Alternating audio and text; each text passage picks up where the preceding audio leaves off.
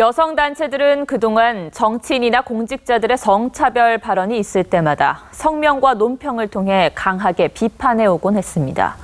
그런데 안경환 법무부 장관 후보자에 대해선 어찌 된 일인지 조용합니다. 판포커스입니다.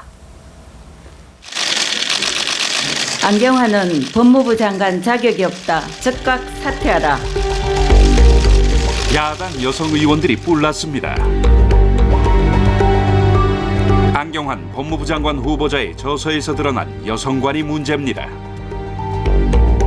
법 질서를 확립하고 여성을 포함한 개개인의 인권을 보호해야 할 법무부 장관이 될 자격이 없다. 차마 입에 담기 어려운 여성 차별, 여성 비하 발언을 쏟아냈습니다. 손톱만큼의 비판 의식도 갖지 않았다는 것이 더 개탄스럽습니다. 그렇다면 여성단체들은 어떻게 생각할까? 한국여성단체연합, 여연을 찾아갔습니다. 하지만 별다른 입장 표명 계획이 없다고 합니다. 용기를 입장을 내는 거를 고민한다라고도 말씀드린 적이 없는데. 여연은 현 정부 2명의 장관 후보자와 청와대 시민사회 비서관을 배출한 대표적인 여성단체. 이곳에 대표를 지냈던 여성가족부 장관 후보자 역시 입장 표명을 유보했습니다. 여성학자로서 이번에 안경환 법무부 장관 후보 성의식에 대해서 좀 어떻게 보시나요? 그것도 청문회 때 물어본 대답할게요. 또 다른 여성단체입니다.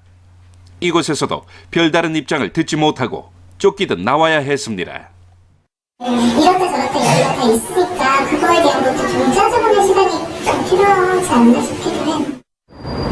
여성단체들은 국회의원이나 고위공직자의 부적절한 발언이나 행동을 추상같이 꾸짖어왔습니다. 하지만 안경환 후보자에 대해선 모두 침묵하고 있습니다.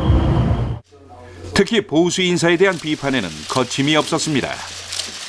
2년 전 여군 성폭행 사건을 두고 당시 새누리당 의원이 외박을 못 나가서 그랬다는 취지의 발언을 하자 여연 등은 국회 윤리위 징계 등을 요구했습니다.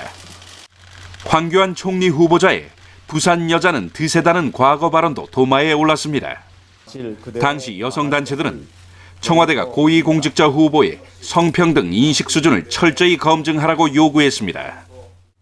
지난 대선 때는 홍준표 후보의 사퇴를 요구하기도 했습니다. 반면 진보 세력에 대해서는 비교적 비판 수위가 덜했습니다. 낙검수의 비키니 시위 때는 이런 방식은 반대한다며 트위터로 짤막한 논평을 냈고, 박근혜 전 대통령 누드화 전시 논란 당시에도 여성 혐오에 반대한다는 4문장짜리 논평을 냈습니다. 생긴 취지가 있을 거 아니에요. 네, 그 취지를 다시 한번 이제 생각을 해서 당신들의 할 일을 조금 해주셨으면 좋겠어요.